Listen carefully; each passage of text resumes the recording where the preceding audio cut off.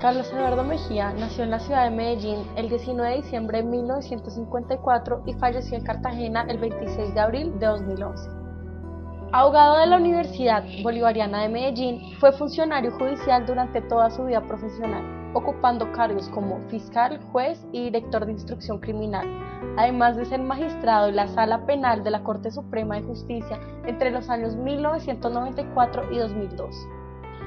La Corporación Bicentenario publica este video sobre el delito en Colombia, la escuela positivista en el derecho penal y las teorías de César el Hombroso en conmemoración de la vida académica y profesional de Carlos Eduardo Mejía, además de su importante aporte a la justicia en Colombia.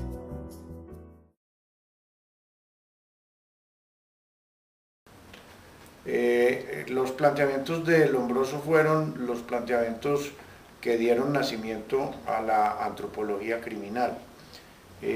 Ese fue un momento muy importante para el derecho penal, porque el derecho penal estaba comenzando a la par que las ciencias en general, por los periodos que tenían que ver con las ciencias positivas y con la importancia que se le daba al reconocimiento de las ciencias positivas como influencia de toda la cultura del momento. De allí a la Ilustración no fue sino unos pocos pasos. De modo que Lombroso se enmarca en ese periodo del nacimiento de los análisis de las ciencias de apoyo en el estudio de la criminalidad, junto con otros autores que fueron de otros cortes, por ejemplo, no tan antropólogos como Lombroso, pero por ejemplo el profesor Enrico Ferri, que fue el fundador de la sociología criminal. Es decir, Lombroso, uno de sus más famosos estudios y más famosas conclusiones fue dada a raíz del estudio de la composición de los cráneos de cierto tipo de delincuentes, y eso casi que lo condujo a decir y a sostener que la ciencia probaba que las personas que tenían una fosa craneal occipital de determinada manera, no recuerdo puntualmente cuál era el término que él utilizaba, que eran personas que tenían tendencia a ser delincuentes y que por lo tanto entonces eso tenía que llevar a la conclusión de que esa clase de personas debían ser objeto de medidas especiales para que no delinquieran. Así fue como se crearon cierto tipo de categorías de personas, de delincuentes natos, delincuentes ocasionales, delincuentes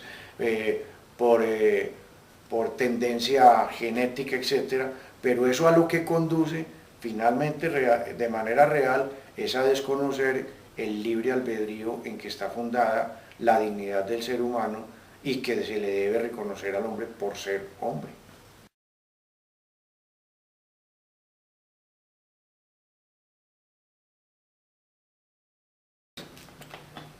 Es también difícil de catalogar a la manera como por ejemplo lo quisieron hacer los positivistas cuando empezó la influencia de la ciencia en el derecho penal. ¿Hay estadísticas? Sí, pero esas estadísticas no pueden llevar a la conclusión, por ejemplo, o a conclusiones tan puramente empíricas como que teniendo una variable de un grupo poblacional que cometa cierto tipo de delitos, a ese grupo poblacional se le pueda atribuir la comisión del mayor número de delitos dentro de un país, porque todos los grupos poblacionales en general cometen todos los tipos de delitos y los delitos los cometen dependiendo de una gran cantidad de factores de índole distinta al solo grupo poblacional o a las demás variables con que se puede contar.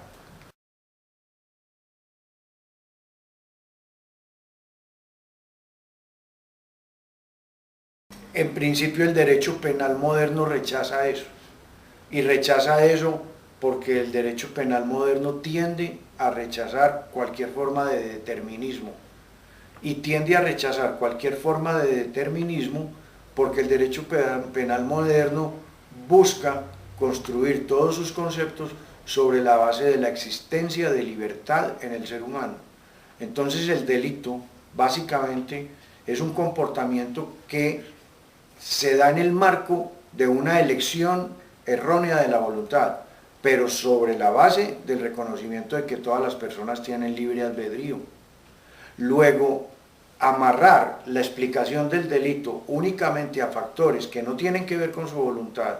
conduciría a cierto tipo de excesos a que condujeron los positivistas en el derecho penal, que fue las de pretender combatir el delito, combatiendo, por ejemplo, grupos sociales o combatiendo sectores de población o combatiendo personas por sus pertenencias o por su situación económica, etc.